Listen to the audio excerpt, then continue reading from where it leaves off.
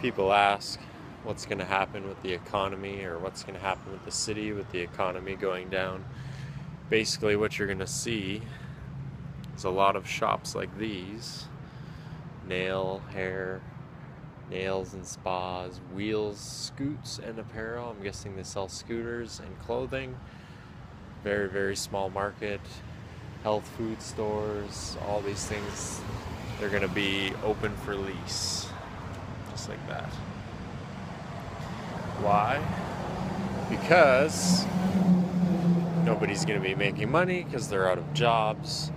Therefore, they're going to have to retreat to their homes where the government wants them, inside, not spending money, doing nothing with their lives because they can't afford anything. That's because the economy went down and everyone put their trust in the fact that oil was going to pay them for the rest of their life, when in turn it did not do so. And people that I know that work in the oil rigs predict prices could go back to what they were in the 70s and 80s, which was very low compared to what we were now. And we'll never see it come back to the levels that we did in 2006, 7, and 8. Other than that, that's pretty much, yeah, you can't rely on the economy to, I mean, you can make hay when you want to make hay, that's fine, but you better be putting some away and not buying big expensive trucks and Lexuses and Mercedes or whatever you're into.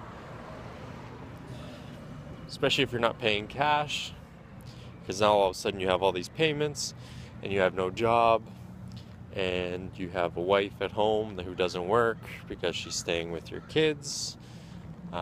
That's if I'm talking to the guys.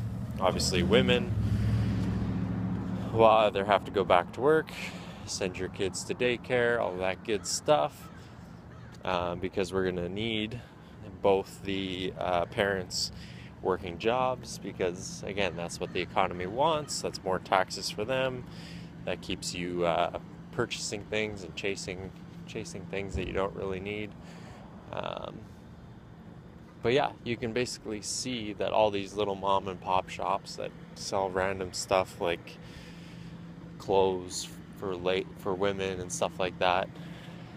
In Alberta, like, there's a lot of women with jobs, don't get me wrong, but compared to men, a lot of the women are stay-at-home girlfriends, wives, moms, and so basically their husband is the one who brings the money in so that they can go to these places and buy fancy clothes and purses and new jeans every weekend because they feel they deserve it or they need it for whatever reason.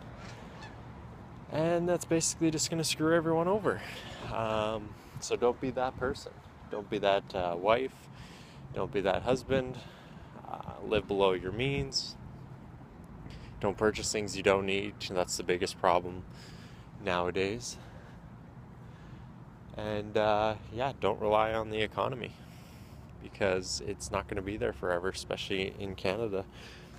Hopefully the oil field goes more energy, what's the word I'm looking for?